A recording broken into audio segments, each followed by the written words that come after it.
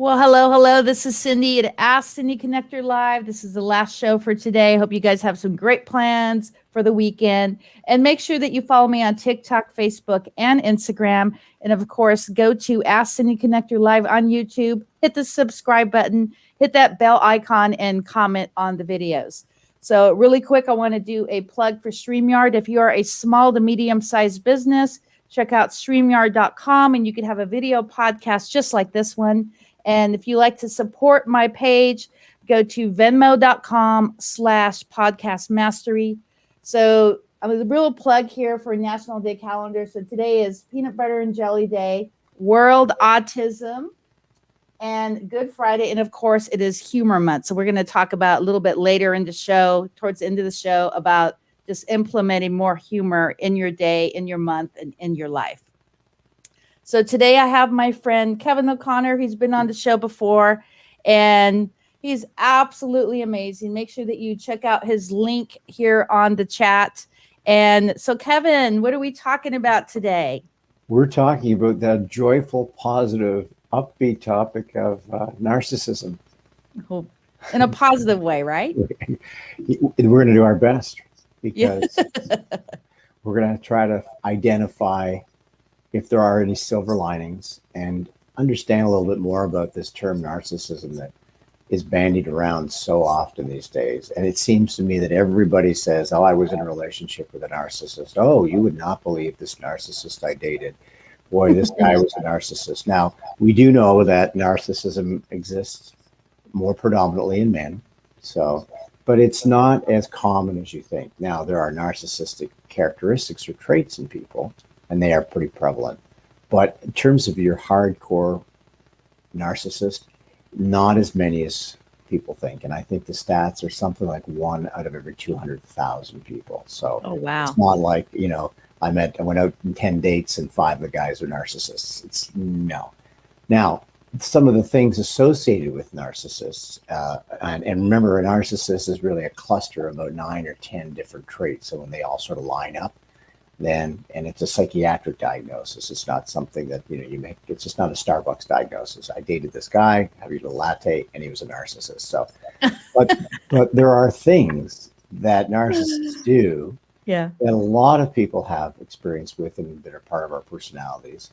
And there are things in which we can do to sort of at least neutralize them. So I wanted to talk a little bit about traits that we often associate with narcissism, but they may be in me, they may be in others. So I thought that would be kind of an interesting topic today.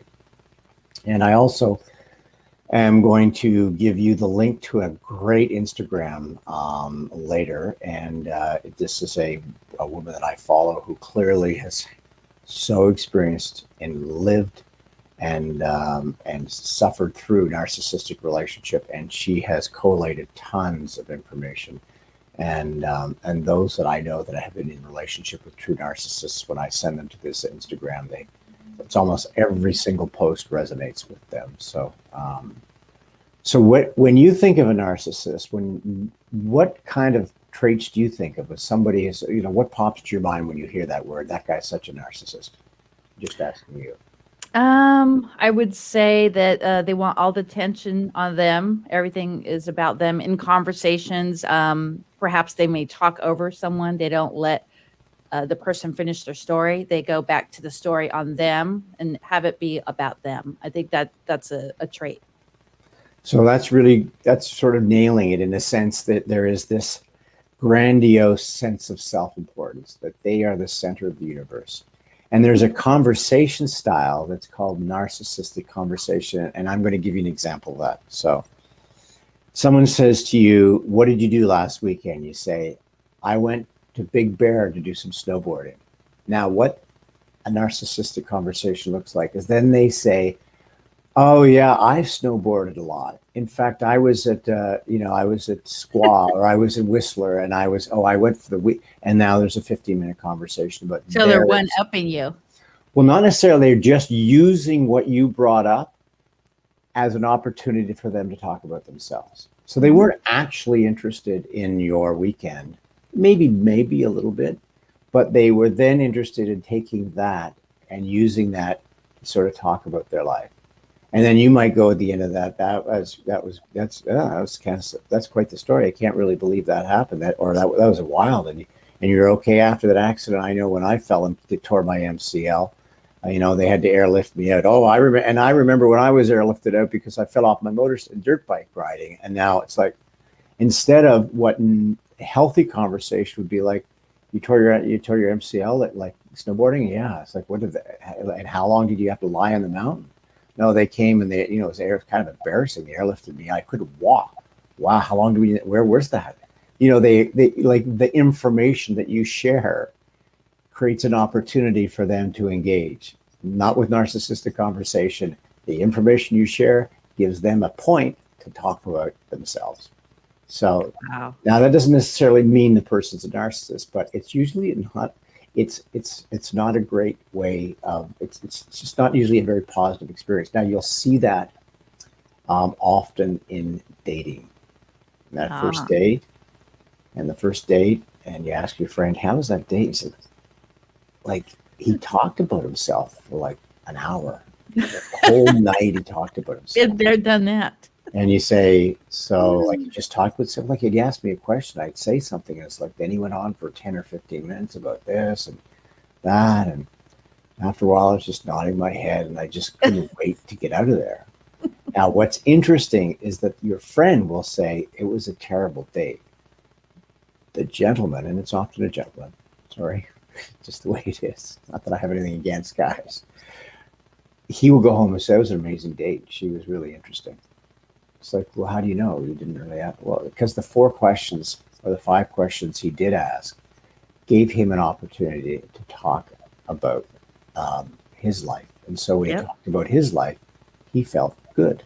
Or, and it does happen. It does happen the other way.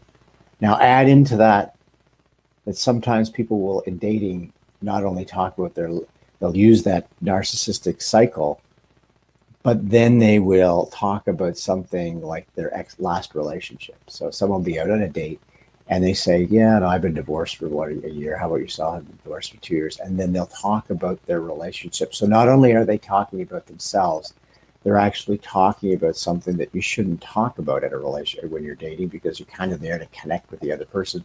They'll talk about how horrible their relationship used to be or how this happened.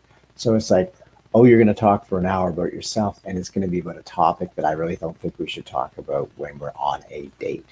So that sort of is that a symptom, but it doesn't mean that person's a narcissist. They could just have really low emotional intelligence and not be able to pick up on the fact that you are shifting, you're looking down your watch, and it's like, So can you think of another trait? I'll just see. I've got a list here. Let's me throw this. I do want to add something though. Have you ever been on a date and then have someone call for an emergency? The bad date, you had a feeling it was a bad date. Have them actually call to get out of the date? Mm-hmm. But they have. I've never actually experienced it. Fortunately, I think I'm a pretty good date, but but I mean, not you. I mean, the person that you were there with. Like, oh my God, you're texting one of your wingmen. Like, oh no, but did I? I don't know if it was on this broadcast or not. Did I tell the story about the woman who went on a date? Did I tell you? I don't think I told you this dating story, but she had a date set up for Friday. I think it was in Laguna Beach, and she was going to go and meet on a rooftop deck, and then connected with the gentleman on a Monday.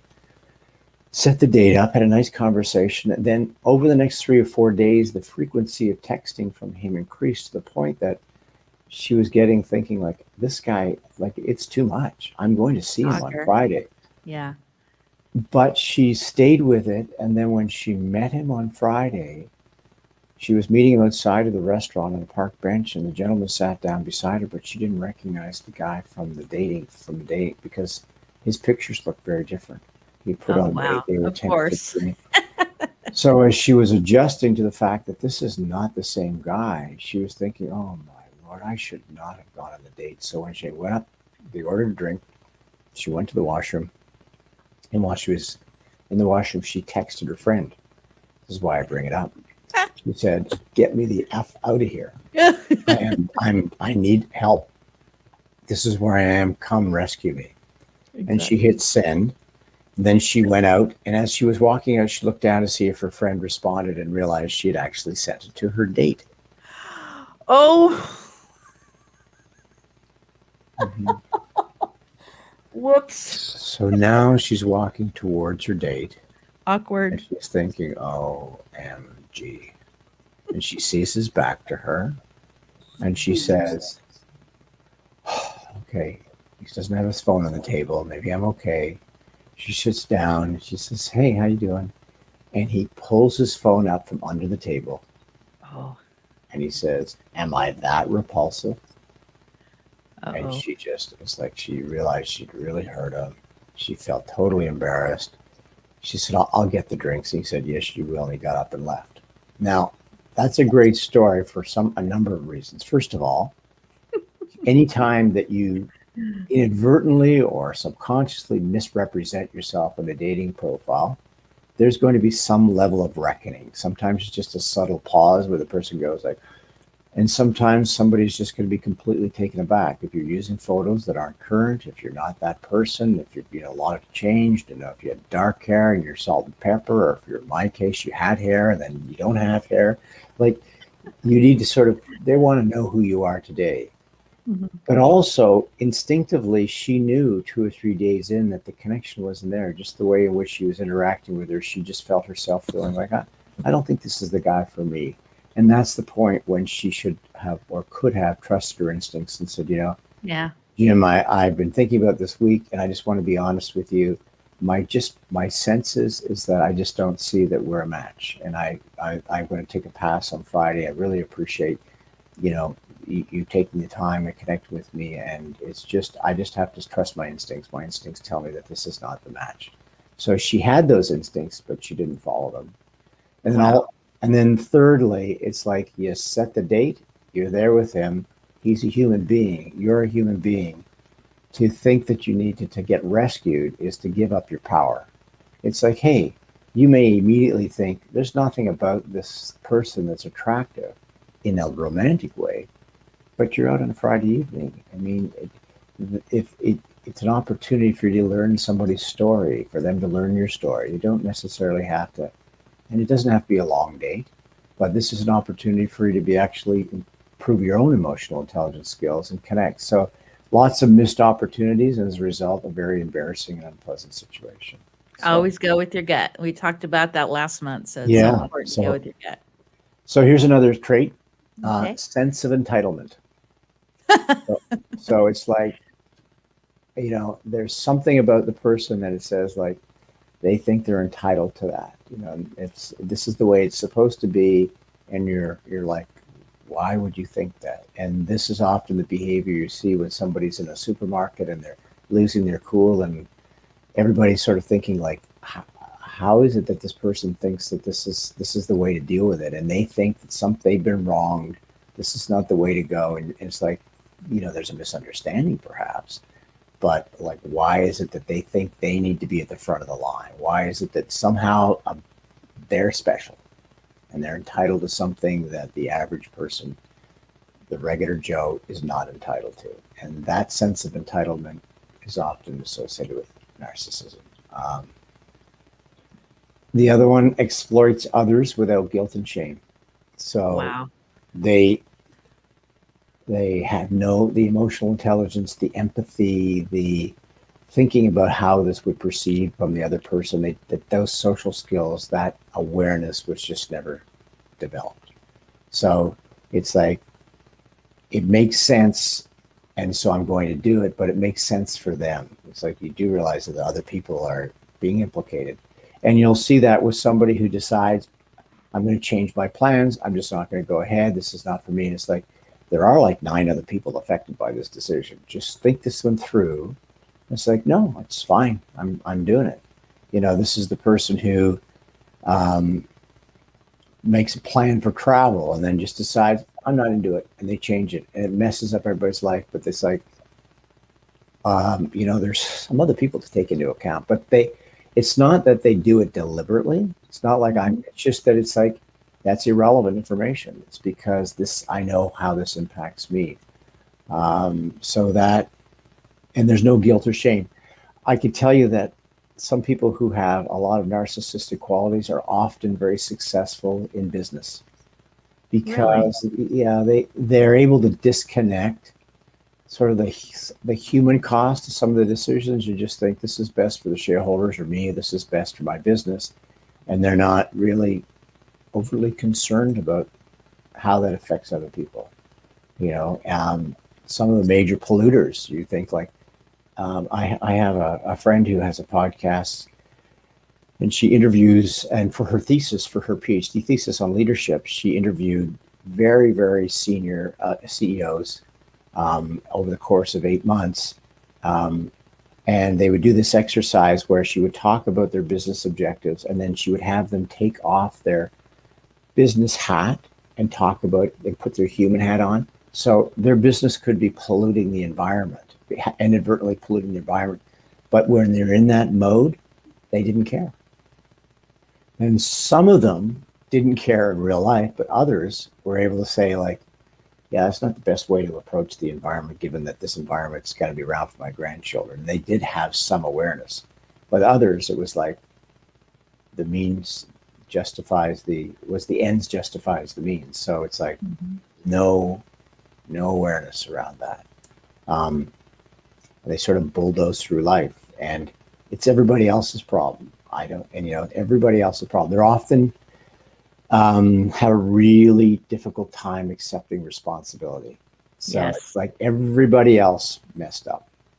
So I know people who have had accidents and they will say, there was this huge pothole. And, I swerved around the pothole. And, if that pothole wasn't there, I wouldn't have been in an accident. Now, they didn't acknowledge they were looking down at their phone and traveling 80 in a 40 zone. And maybe that's something to do with it. But it was the pothole. And, and they were, if that pothole, it was somebody else's, the phone rang or I heard a noise. And that's why it happened.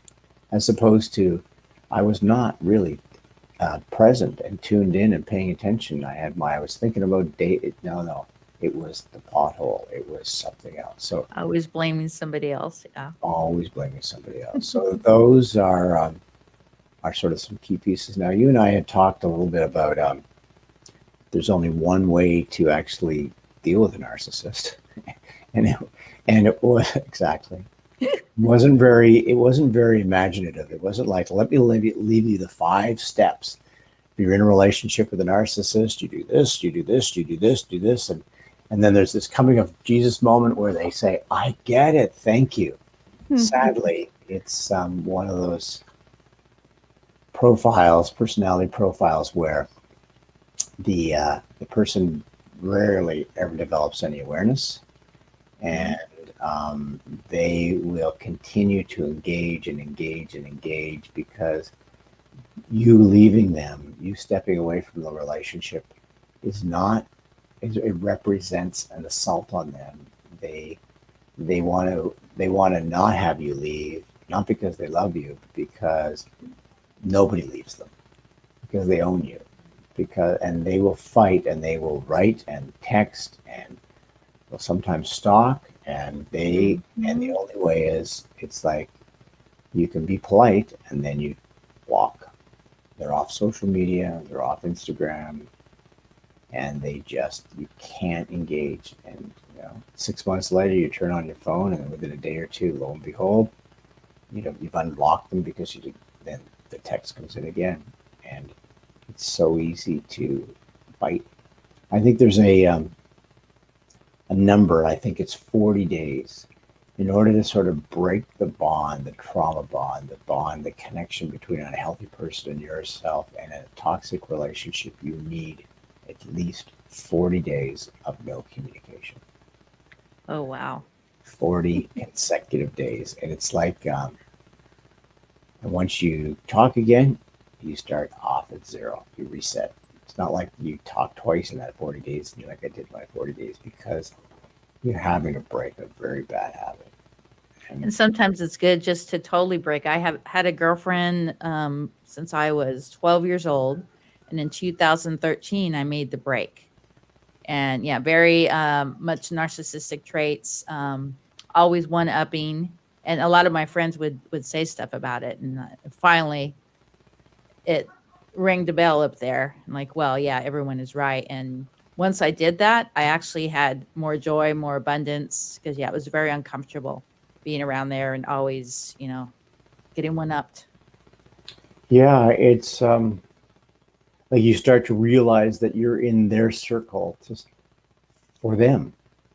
It's like, I don't know that they know what the definition of friendship is. I think I'm part of their entourage or in their circle because of what they can get from me, not because how they can, there's no reciprocity, there's no service attitude, like, servant mentality where it's like, I'm there and this is my friend and I am, and in Cindy, I get to put out as much as I get to take. What did you do? Did you literally just disconnect and not talk, or did you say goodbye, or how did you manage that? Yeah, on text. Yeah, I think I wished her it was happy, be nice to your boss day, or take your lunch, or take your boss to lunch day or something. And yeah, she just got kind of a little squirrely on text, and I said, okay, have a great life. Take care. Ciao, baby. Yeah, Yeah. and it actually was so full circle when I did that. I mean, you would not believe like what abundance hit me once I got rid of that, because the energy was really hitting me hard, Hmm. putting into my good energy. Hmm. So, Yes. So it's all about energy, really. hmm And I use the word just in passing called trauma bond. There are friends of mine who were in relationship with people who had lots of narcissism, traits of a narcissist, and they broke up and they ended it, and then they would desperately miss the person. And I would say, could you just tell me all the good things about the relationship? And they'd be hard pressed to tell you. But then they would tell you honestly that some nights they miss them. They feel like reaching out. And I began to understand, there's a lot written about this, that it wasn't that they were missing the person. It's that they had this trauma bond. They were bound to the traumatic crisis intensity of the relationship. And somehow that made them feel like this must be love. This must be special because it's just, there's so much drama. That means that we're passionate with each other. And they didn't realize, no, that's not an indication of passionate relationship. That's a dysfunctional relationship. But they miss the intensity. And sometimes they'll go and date somebody that it's kind of grounded and they're like, this guy's just so normal. And it's because they grew up in a family where somebody was out of control. hmm Then they dated somebody where they ended up feeling bad. And there was fights and everything. They go like, I guess this is life. It's like, it's your life up to now. Would you like another life? Which means trying to get attached to healthy things. starting a new chapter. Yeah, as opposed Yeah. to and detaching from the unhealthy.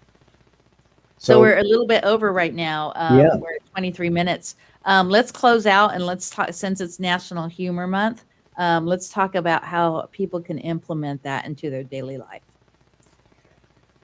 well, you can have fun by seeing the narcissist characteristics and remembering that those characteristics have nothing to do with you. Remember, the narcissist ends up having you start realizing you don't feel good around them. And so that means if you don't feel good around them, that you have added meaning to their behavior and you've associated that meaning to yourself. So you get to actually say, like, almost like, it's like it's like playing pickleball. You're lobbing it back and you're not there for the next volley. So it's like in your mind, it's like, oh, this is where they do that really silly, crazy thing. And you watch it and you go, oh, that is so crazy. Oh, now they're going to do this. And you get to have kind of fun to say, like, oh, now I know what's going to happen. There's going to be 3 or 4 texts in about an hour. And they'll be like, you're being cruel to me. And then, oh, they're going to do that. And you just watch it unfold and you don't bite. So, it's about being satisfied that you aren't biting, because the narcissist, all the time, you don't bite, the next piece of bait will go out and the next piece of bait, and just have fun, not actually playing the game. It's like, no, I'm not playing. And I mean, that's kind of a light way of saying it, but ultimately comes from building your own self-esteem, which is to say, I'm not giving up my power and engaging in their game. My game is to at least step back and see how they're playing the game, and maybe, go, wow, I knew it was I knew it was coming, and I was right. Mm-hmm. So it's that having that disconnection and being able to have perspective.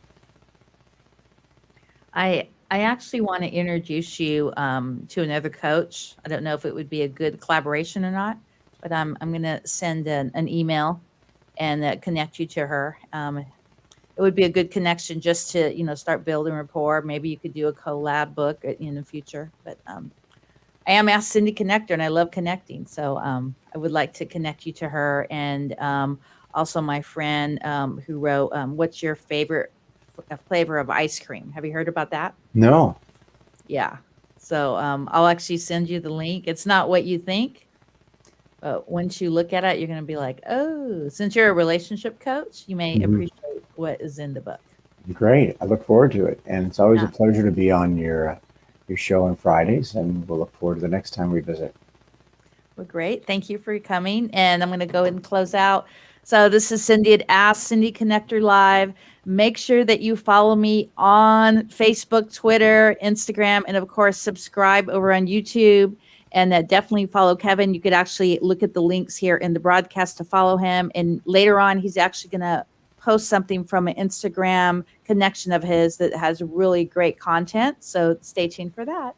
And make sure to call 5 people a day, express gratitude when you're out and about, compliment those who cross your path. This is Cindy. Have a great Easter, and we'll see you on the next show.